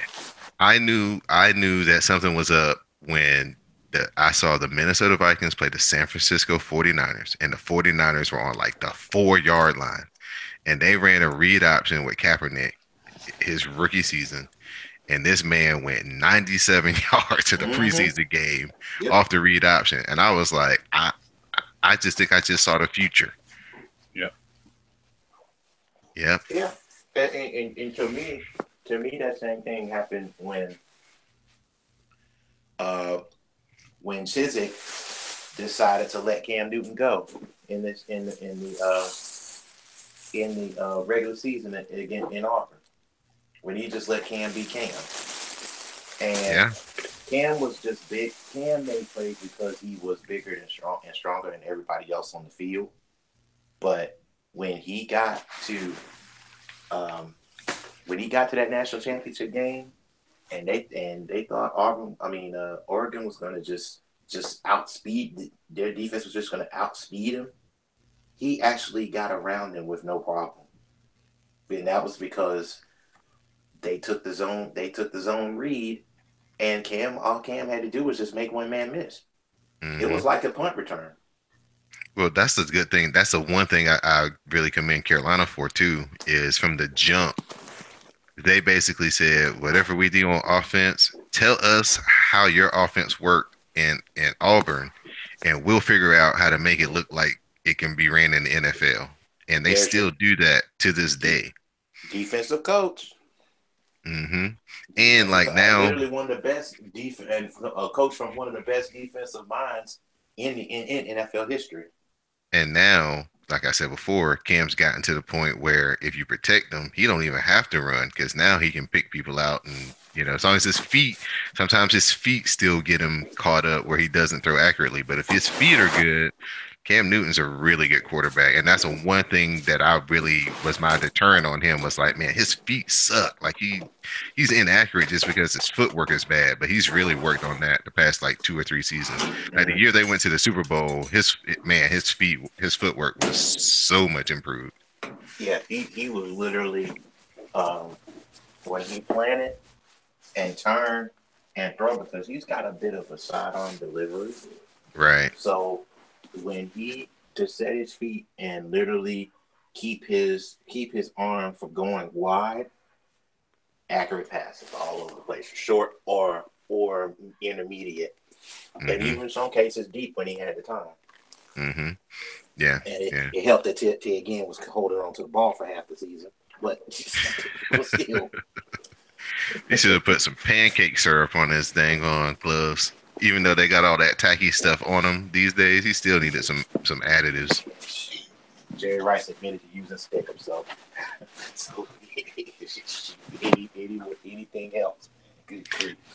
Man, the gloves they got today though, man. Oh my, it's almost like they got Velcro on them to see some of these kids making these outrageous catches. Because it's like high school and college now. It's not just NFL. The catches that Odell Beckham makes now, just in preseason, just tells you how impact resistant the gloves are. You see the windmill ones where he like reaches like over, he does like a circle and catches the ball at the bottom of the circle. You seen those? That's those are insane. He made one in preseason just like that, where he reached over the body and ball was thrown all the way to the inside, reached over the player's helmet and made the catch. It was ridiculous. Yeah. He's definitely he's something else, man. But the thing is, it was the same. It's not like he was just on the scene. Beckham literally in his first collegiate game made a one-handed catch on a kickoff that was going in the end zone for a touchback. So first time he touched the ball at LSU. Do you think he's the second most popular player in the NFL besides Brady, or recognizable at least? Maybe not popular, but recognizable. Yes. and that should drive up his that's actually going to drive up his market too, because he's starting to realize that. I personally think that Beckham remember, Victor Cruz, his rating went up because of being in the end zone. Odell is getting into the end zone, and he's personable and relates to the younger generation. I feel the same way like him, and of course I'm gonna make this comparison because everybody's talking about it. LaMelo Ball, Odell Beckham. Obviously, I know it's the hair thing, but it's the kids fly to those guys who have a little bit of eccentricism. They think they can have a little bit of fun doing what they do, and these two guys emphasize that. So yes, I think he's really. It's really the flamboyance popular. of today's youth, because I mean, like the receivers have always been flamboyant, but it's been like they were like T.O., brash, outspoken, flamboyant. And now it's like it's a different type of generation. So like that whole trash talk receiver is not the move anymore. It's like, okay, it basically Odell is like T.O. for millennials. If I could just it's like Odell is like the little Uzi Vert for the young people, and they relate to him. Exactly. Like we as older guys don't necessarily get what they see in them, but you just have to respect it, and you know what I'm saying, because you can recognize the talent, but the cultural significance, I think, is what a lot of people, because you don't really get that from a football player that's not a quarterback. Yeah. So I think that's kind of where people don't really have a grasp, like you're saying, Tyler, at just how much he connects with these young kids. Well, it took me, and it's funny you bring up Lil Uzi Vert, Jeremy, because it took me seeing his Beats interview that went along with his album to totally understand how his concept and his mind works. And he really thinks the way these kids are taught to think. And I think that when you show that same idea that's being taught to your generation connects with you. So Odell's the same way. Well, I think another shift is for like these kids as in rap today, they're not trying to be gangsters or whatever. I think they have kind of more like this, I'm a rock star. Like I'm not just the MC, I'm a rock star. Exactly. And you kind of see it in the way that they're dressing and kind of the music that they're making, that it's not just hip hop centric. It's like kind of all into everything, like more like a rock musician would kind of make. Singing and shit like that, singing literally saying, and Uzi literally said this in the interview. He wants to do collabos with Marilyn Manson. Okay, so bridging this back to Odell. Odell says crazy. He does crazy eccentric stuff. His whole season last year is an exercise in I'm doing my own thing. I don't care what you. It's almost like I don't care what you think. I'm going to be a rebel. I'm going to say what I want to say. I do what I want to do. And bottom line, I know I'm worth more than a lot of these guys out here. So, see, that's the thing, though. It's eccentric, but it's not like you think about like what hip hop culture used to be and stuff in terms of like being gangster, whatever. He's not running up in clubs waving guns and shit like that. He's like he's hanging out. He's he's doing photo shoots and stuff like that. He's like it's like when LeBron came into the league, was like, I want to be a brand. I want to be a global brand and stuff. And people were like, what are you talking about? You should just be like getting this money and getting hoes and stuff, and that's it. It's the same thing. Here's the mastermind behind it, though. Being a brand is the wave to get the money, and that's what LeBron is teaching. Smart, yeah. But that just shows how this generation, outdoes the previous, because all a lot of athletes back then were thinking about was, I'm gonna just get this money, and I'm gonna get my stats, and I'm gonna get my profiles and highlights, and I'm gonna be on SportsCenter. Yeah, and I'm gonna get with as many ladies as possible and break Wilt's record or whatever have you, and I'm gonna be in these rap videos. But and the thing is, they can still do all that, but now there's a bit of ownership behind it. That's it. Right. And I think Russell Westbrook is a big influence on a lot of these guys too, because he's definitely like he's kind of I think Westbrook has taken over like where Kobe was, where I think a lot of people who like Kobe like Westbrook just because they kind of have that same kind of mentality where I'm an outlier. I might not even be the best teammate or whatever, but I'm the best player on my team, and everybody respect me for it. And either you get on the train or you don't, but I'm not going to stop doing what I'm doing. Yeah. And it's funny, but to see the thought of Kyrie actually doing that is I think you either going you've made that ship now, so it's time to sink or swim, because that's exactly what he wanted. So. Well, I think, again, Kyrie is trying to be strategic where he was like, I was here for a season when it was bad and everything fell on me, and it looks like it's about to turn around and be bad again. And I don't think he's just one of those problems again. You know what I'm saying? So it would maybe the way he came out about it with the way, it was framed that, I can't get along with LeBron, or I'm tired of LeBron being my daddy or whatever, came out to the media. But I just think it was just kind of, let me get ahead of this before the bottom hit. Yeah, that's my only real problem with it. And like, cause I was, I forget who I was talking to. I think it was Mikey.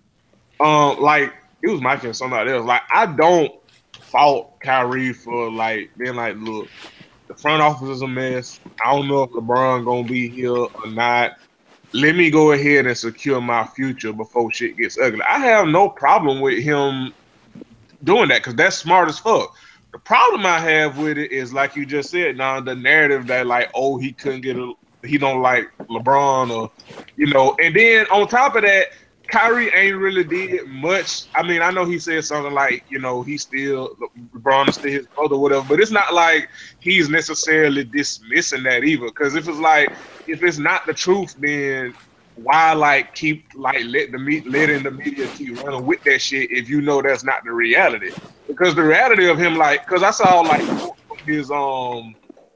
from his presser yesterday when he was up there going ahead when he was talking about team and all this stuff, and it's like, nigga, we have seen with our own very eyes you taking multiple possessions and letting the clock drain at least 18, and you up here talking about you want his team and you don't want to be the man. Boy, if you don't, and that's before LeBron got there. So it's like, boy, if you don't get your goddamn that's my only problem with it. Like, my nigga, you left because you wanted to leave because you didn't want to be left holding the bag. Nobody with sense should be getting on you for that. But be real about it. It is Cleveland, though. It is Cleveland. Just accept it for what it is. And to be honest with you, he went through the same situation in Boston, because Boston will turn on you too. Look what Boston had to give up. You know what I'm saying? Ain't nobody wanted to get rid of IT. And it's not like they were a loser. I mean, hey. But I think that's another thing that LeBron has shown guys, especially Carmelo's situation, is if you got to be a businessman and you got to beat the team to their business. And that's what LeBron has always done. He's always been one step ahead of the team. You know what I'm saying? He when it was like, hey, we could sign this extra year and get this extra money, he was like, nah, I'm good. Let me get this extra year free agency, because he was like, oh, you know what? Them TV contracts is up and I'm going to be a free agent at the same time. Ain't that a good thing? And that's the way he worked. And on top of that, Chris Paul, LeBron, and all those guys forced in negotiations to have a salary floor the same year that the TV contracts went up. Probably the most brilliant move in collective bargaining in the last 30 years. See, that's what baseball has been trying to get and implement it, but the owners don't want to do it because that means that the luxury, they have to spend the money they make off the luxury tax. If you're the Pittsburgh Pirates and the Brewers and all these teams that the Yankees basically put, tens of $1 millions in their pocket every year when they were having those large payrolls. So now it's like the Angels are like subsidizing all these teams through their, luxury tax. Where baseball is like, we want everybody to be competitive, so you have to at least spend like $75 million because you got the money. Stop just saving it, put it back into the team. But they're not necessarily on board all the way with that yet. But that's what they've been trying to get you together. Realize how much money, how much extra profit that is? Oh yeah, that's a lot. And remember, not all profits are reported because at your luxury boxes are not regulated. So right. they can charge whatever they want to people who get luxury boxes. So there's no telling how much they make. Well, most of the time, the luxury boxes and the sponsorships is what basically operates the whole operation. And then like all that parking and merchandise and stuff is kind of what keeps everybody afloat. And then if they can get into the playoffs and the preseason games, that's where they make their profit. So, like a team like the Patriots or the team like we talk about the Bengals, how the Bengals haven't gone out of the first round in the playoffs, but they've been there. So every time they get one of those home games at the playoffs, that's straight profit because they're paying the players like a tenth of what they would normally make in a season. Exactly. But they're still charging full price for the ticket. They're still charging full price for the hot dogs, the parking, and all that. So that's just straight cash. Actually, premium price for the ticket. Right. The playoffs are a 15% increase. So, hey, it is pure profit. Yeah, so that's the reason why they won't cut the preseason down. That's the reason why they won't do it, is because every team gets 2 games to just make profit. No matter how many people come to it, they're making profit off of it because the players don't get paid at all for the preseason. So you see somebody get hurt in the preseason, he ain't even got no check. Yeah.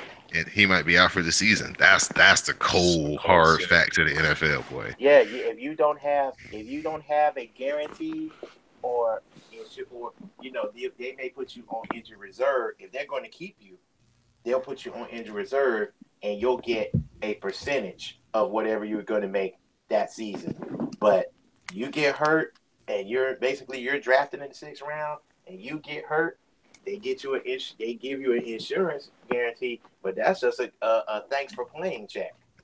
Mm-hmm. And that's it. Yeah. So that's no real money. I mean, that's another reason why Kirk Cousins is being extra smart in a way by just playing off a year-to-year contract, because regardless if he get hurt or not, preseason, regular season, he gonna catch all his money. Yeah. Hey, well, Washington's front office has never been known to be smart on their end too. So he's pretty much just taking. He's doing what he needs to do. Mm-hmm. But I don't think these kids have known what they were doing since Snyder took the team. So I don't like the. Kirk can be honest. Kirk can just be honest with us and say that. Hey Tyler, you like way in the back of the room. But another thing is like a guy like Le'Veon Bell. I don't know if it was smart for him to hold out. I think he should have just come in and from the jump, because the Steelers pay their people. It's not like the Steelers don't pay their people. And you know what I'm saying? You're going to get the $12 million whether you come on September 2nd or whether you come on July 22nd. You know what I'm saying? It's still going to be $12 million. But nobody wants to come to training camp. But you're Le'Veon Bell, you're going to get a lot of preferential treatment anyway. So it's not like he's a this is his first contract and he's kind of like an unproven rookie and he's still trying to make or break the team. You know what I'm saying? He know where he stands, so he wasn't gonna just work out hard, show up to practice. You know what I'm saying? Maybe about the 7th day in, you say, "Oh, I got some soreness," so you can do some stuff on the side. You know how it works. They get some, veterans get special treatment all the time. Adrian Peterson hadn't played in I think that was the first preseason game he actually played in like last week for the first time in like 3 seasons, because usually he don't play at all in the preseason. Right, and on top of that and the suspension. So he was. When Yeah, you're talking about that's preseason. real action. I mean, like preseason matters and it doesn't matter. Preseason matters when it comes to like guys getting injured and guys being like do we add good guys on our defense and our secondary or whatever. It doesn't matter once you start getting into the fourth quarter and you see them players that's never actually going to play on it unless you have like too many injuries to be good. Yeah. That's the only time like the third and fourth quarter matter in the preseason. Like, oh my gosh, we lost our best two safeties and now this third string dude got to play. Guys trying to make the team, rookies needing to get some reps. That's it. That's what it's about. Giving somebody a look. Preseason's that garbage time. Except unlike, I think NBA preseason is like real good though. You can find out, you can learn a lot about your rookies and your bench players because they make a big difference in NBA. I think their preseason is worth a lot more when it comes to evaluating. Yeah. Before you know it, NBA's coming too. Man, that's gonna be a lot. That's gonna be a lot of fun because NBA gonna be cracking from the jump this year, not just we'll wait till Christmas. Oh no, with all these off-season moves and everything else, it's gonna be on. Yeah. So who y'all think gonna win the Super Bowl? We'll do a little quick roundabout here before we shut it down. Who you think gonna play in the Super Bowl, not necessarily win it? Let's see. Jeremy, who you got? This is triggering. Too soon. Get the rematch for Jeremy. Winter has come. You know what? I think it's going to be the Raiders. I think it's going to be the Raiders and the Falcons. I'm going with Seahawks, and I don't want to do it, but yeah, Seahawks Patriots rematch. The one thing about it is, if it has to be Seahawks in Atlanta, Seahawks have a terrible track record there. Mm-hmm. They do.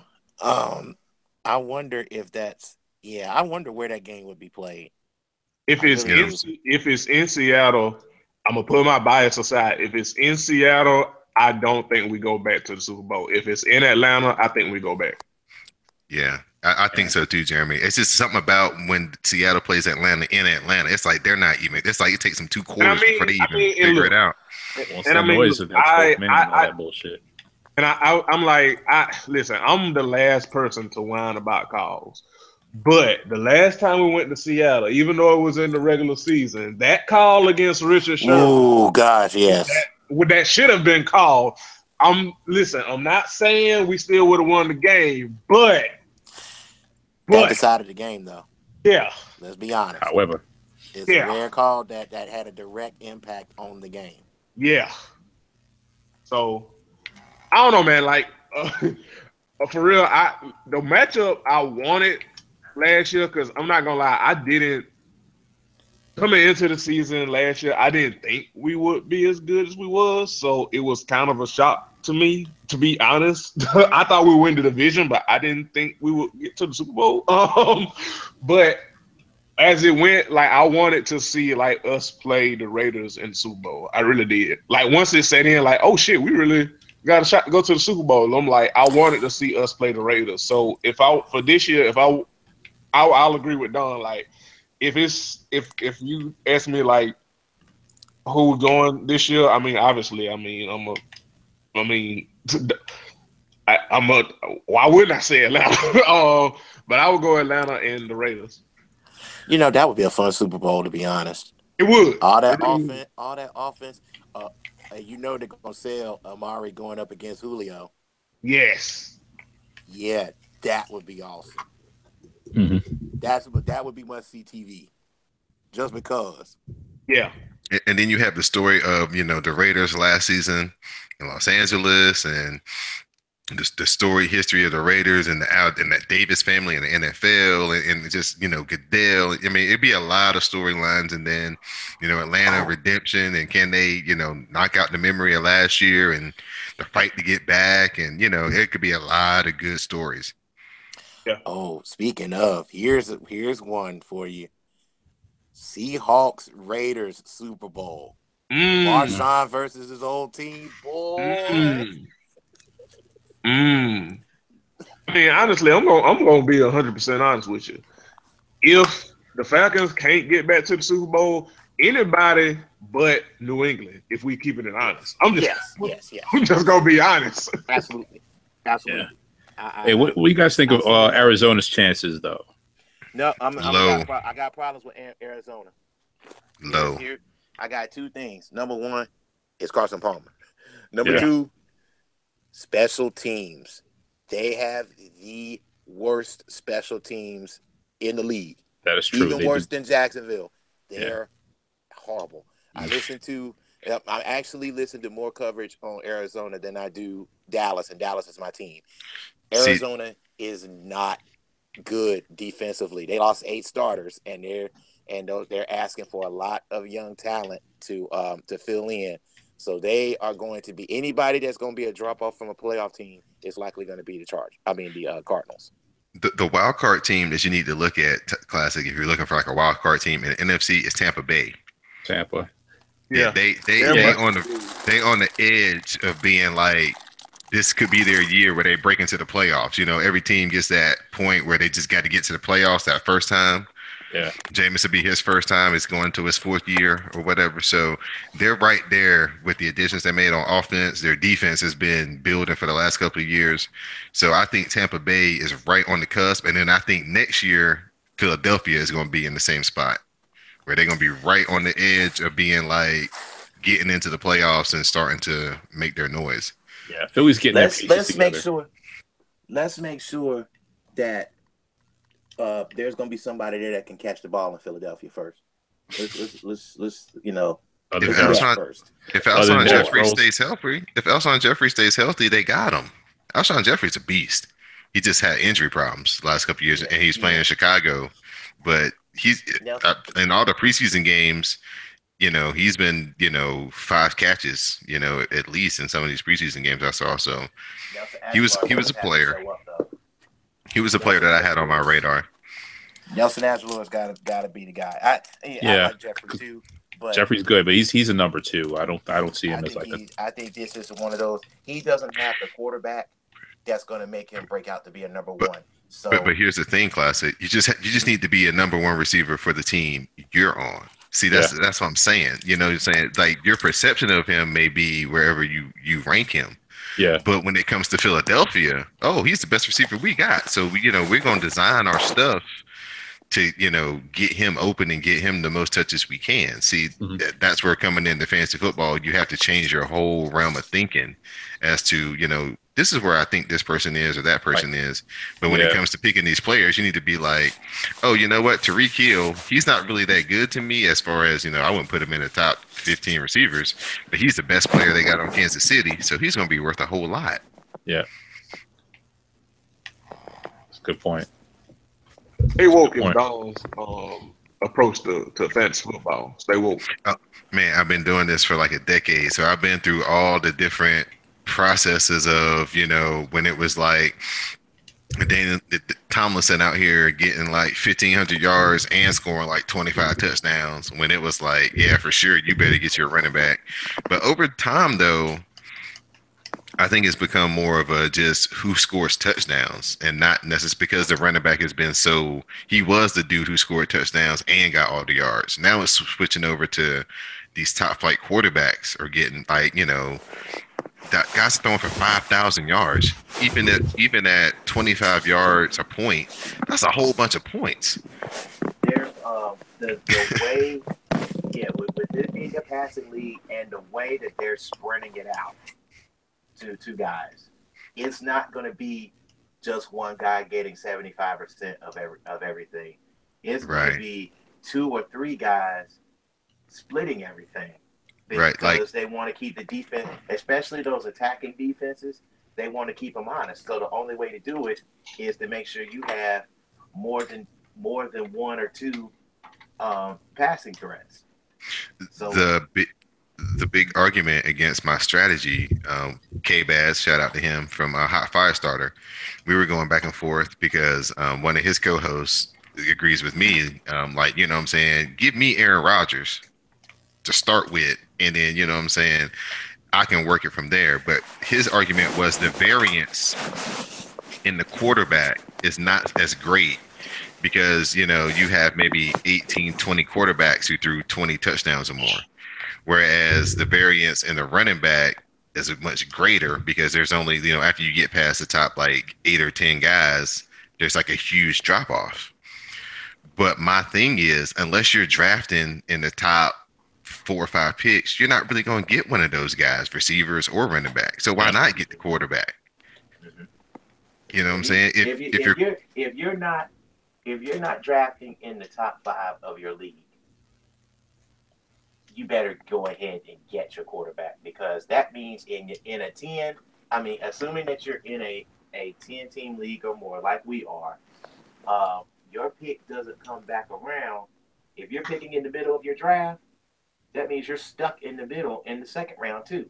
So you probably going to end up not getting a top 5 quarterback, and you're not going to get a top 5 receiver or running back. So you may as well get the 7th or the 3rd or 4th best QB for your first pick. Right, because even on a bad day, one of those QBs is going to get you like 20 points on the low end. You know, even if they have a game where they throw a couple of interceptions and, you know, not their best. If you can get, you know, the thing that I look at in fantasy football is how many of my guys get in double digits. If most of my guys get in double digits, then I'll probably win. You know what I'm saying? So, you know, if I can get 11 points from a running back, 14 points from a wide receiver, you know, 8 or 9, 10 points from a kicker, close to 10 points from a defense, and my quarterback does what he's supposed to do, I feel good about my team every week. Hey guys, we could do this all day, and I just realized we're still recording. But That's all good. I'm gonna shut down the recording. 8 minutes until most of the first game kick off. Even though I'm just looking at just the future show topics since we've done around the league, we've done our predictions. Of course, upcoming is going to be the discussion on Zeke Elliott when the decision is ever handed down. Yeah. Because obviously that Ezekiel has filed suit to the NFL with the assistance of the NFLPA. Suit's been filed to block to actually block the suspension. So Ezekiel actually might be playing week 1. So could be. We're going to see what impact that has. Obviously, the relief efforts for Houston have kind of been spearheaded by J.J. Watt. That's been a really, really big deal. It's up to $15 million and counting. The Cowboys have hosted a telethon, and of course Jerry Jones not only pledged the team $1 million, he actually pledged $1 million personally. So it's just great to see sports getting involved when it comes to helping people, particularly in this tragic time. It's so good to see especially when the whole idea of people talking about sports and saying they don't want politics / life to be infused in their sports. Yeah, what's that? I was saying stick to sports. They try to tell people. Yeah. It's life right here. Yeah. You can stick to sports if you want to. You're gonna miss a lot of life. Yep. Absolutely. Sorry about that. Yeah. Big thing about I'm waiting for somebody to hit me with that so I can just go, "Oh, you sweet soul." Don't you? Do you not know?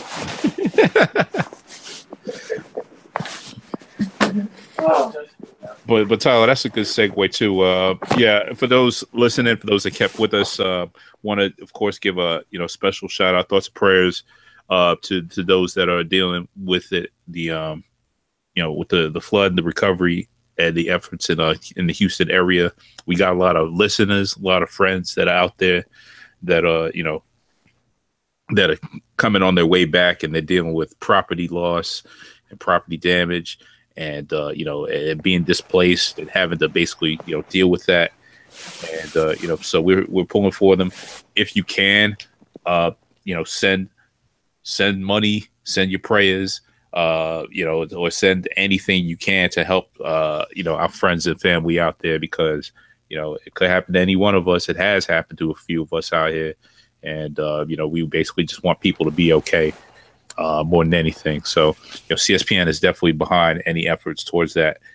And I also want to close out the show with just kind of a sort of just an acknowledgement. A friend of ours, Kojak Delta on Twitter, he passed away recently, of cancer.